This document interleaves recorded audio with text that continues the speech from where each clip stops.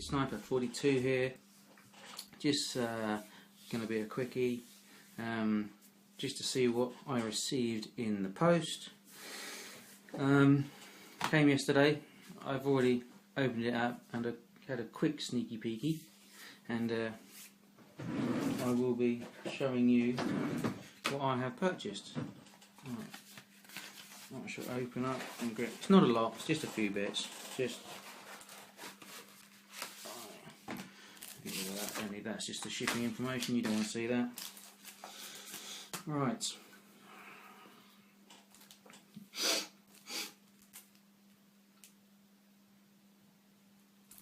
First, what I've picked up is actually quite reasonable price. Actually, I think it was, how much was it? It's a mixed wet and dry. Obviously, it's 1500 and 2000 grit. You get 2 sheets of both. It's silicon carbide electro-coated waterproof abrasive paper, as they call it. But this stuff's pretty good. They do quite. I mean, this will last me ages probably. But I picked this up because I haven't got any, and I could do with some to polish out some of the rubbish in some of the clear coats that I get occasionally. But that's one of the items that I picked up. There's 4 sheets in there, as I say, 2 of each. As you can see. There we go. Obviously, if anybody, obviously in the UK, will know that obviously Zero Paints is sold through hiroboy, which is where I obviously purchase my products, which I will, if I remember, put a link in the description. I also picked up these. Pretty cool. What I do is I take them out. 124th turbocharger kit. What I do is I'll take them out of the packet. I actually haven't opened these yet, so I'll open these and take them out of the packet so you guys can have a look. See if I can do it without ruining it, because I'm going to put them back in here. Otherwise I'll lose them. He says. Now, I mean, they weren't expensive, but they weren't what I call, they weren't cheap either. They weren't bad. They worked out to be roughly £1, yeah, £1.25 per unit.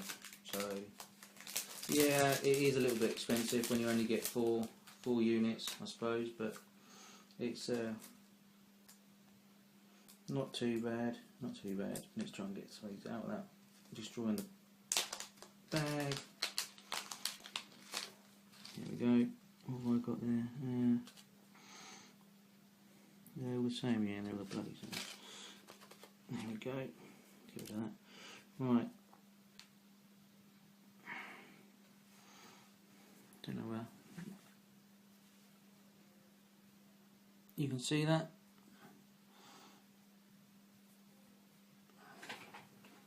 That's the front section. Well, it actually comes with the hole already in it, which is pretty cool.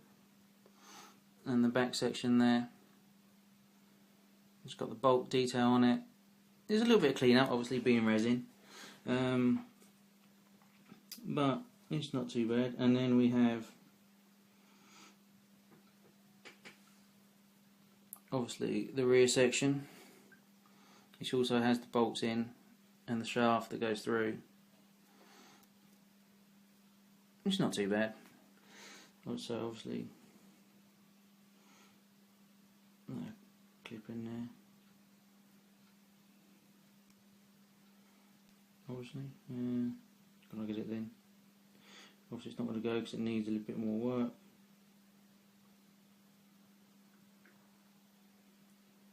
Yeah, needs a bit more. Needs a little bit of finessing. Obviously, being resin. But there we go. You get the idea anyway, I guess. What's it again? So it clipped in there. So yeah, a little bit. I'd say probably a little bit expensive, but I mean they got quite. The detail on it is pretty good. You know, a little bit of clean up, but I think the detail is pretty good. I mean, can I get it to focus in? No. Go on, focus in, you bugger. You can just about see it. You can see you got the impeller there. So it's pretty good, and it's pretty, considering it's pretty clean. I mean, there's obviously a little bit where they mould them. You've got to take off, but other than that, you know, a little bit there. But other than that, there's quite a bit of detail in there. So, you know, even though they are a little bit on the expensive side, being $125 a unit,